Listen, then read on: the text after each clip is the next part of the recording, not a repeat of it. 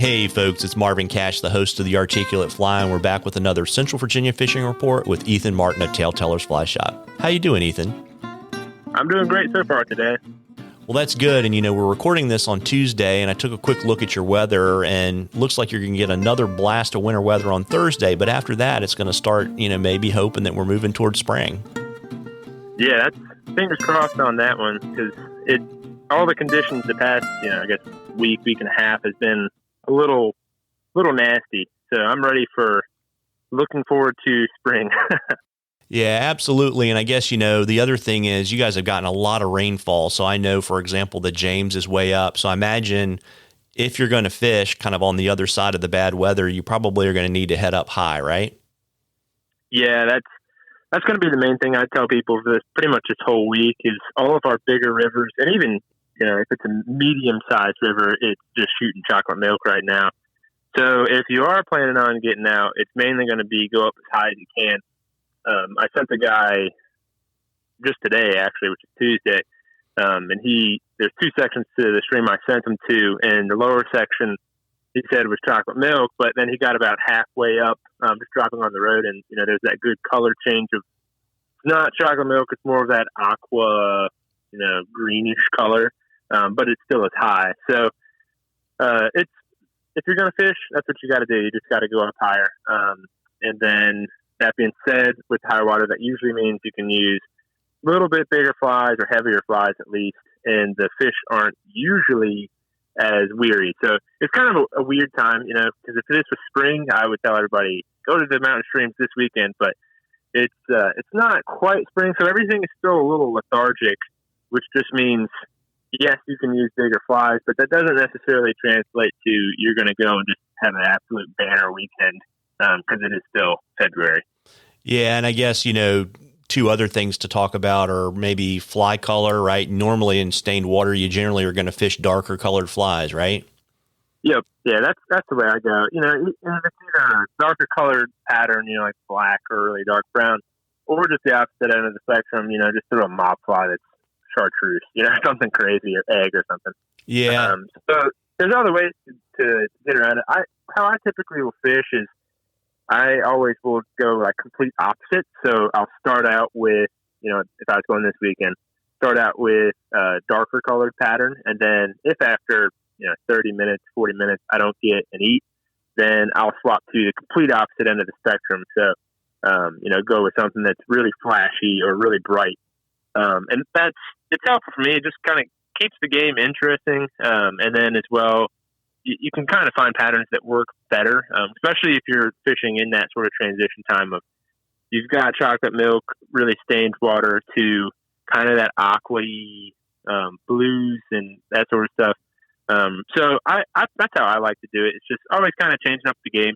You show up, with just one fly pattern, it can get a little boring, it's especially if you're not catching fish. So I always like to switch around and see, what the fish are dialing into that day.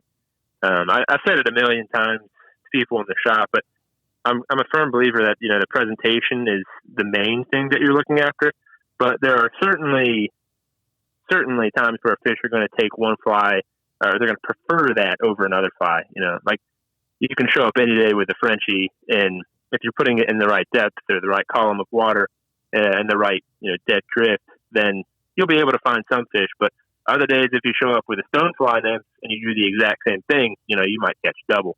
So that's one of the things I always tell people is just on darker colored days or, any day really, is just play around with fly selection and play around with the just kind of like micro adjustments. So the depth that you're at or the speed that you're going at, maybe that's adding some split shot. Maybe that's just going with a completely, off the wall color fly, like bright purple or something like that. And you should have success, and like I said, you might not have a crazy weekend this weekend if you go out, but that at least the more that you learn about it now, the better you're going to get as you get into spring and early summer when you can have those crazy numbers days. Yeah, absolutely. And I guess the only other thing I would add is like if you're fishing streamers, think about noise, right? Either rattles or something with a big head that'll push water to kind of help those fish use their lateral line to find what you're throwing at them. Yep. That's that's what I like doing. I primarily throw streamers when I'm fishing out of a boat, but I do love when that higher water pushes all of those fish to the bank, and then after a couple of days, you know, when those fish haven't eaten as much and they're willing to eat whatever comes by, I really like those days. And like you said, you know, just fishing a pattern with like a deer hairhead and rattles, the whole 9 yards. It makes for some excitement, you know, watching fish chase it down. Yeah, absolutely. And, you know, folks, we love questions on the articulate fly. You can email them to us or send them to us on our Facebook or Instagram page. And if we use your question, I'll send you some articulate fly swag and you'll get into a drawing for something cool from Ethan at the end of the season. And before I let you hop, Ethan, why don't you let folks know where they can find you, shop hours, and all that kind of good stuff? Yeah, so the shop is located in downtown Lynchburg, and right now we're on Commerce Street. So if you're able to make it in, you want to talk face to face, and that's a really easy way to do it because I'm pretty much always here. And then if you can't make it to the shop, you can always find pretty much everything that we do, and that includes products, but we also have like blog posts and YouTube videos, all that stuff on our website. So that's another way that you can get in touch or kind of keep up with what's happening in this area. And that's just TaleTellersVA.com. So 2 ways, we've also got Instagram and Facebook and the whole 9 yards. But yeah, that's everything. Well, there you go, folks. If you're adventuresome, maybe get out this weekend and see what the water looks like. And if you want to stay at home, just sit at home and tie a couple dozen flies and get ready for the spring. Tight lines, everybody. Yeah, tight lines, everybody. Tight lines, Ethan. Tight lines.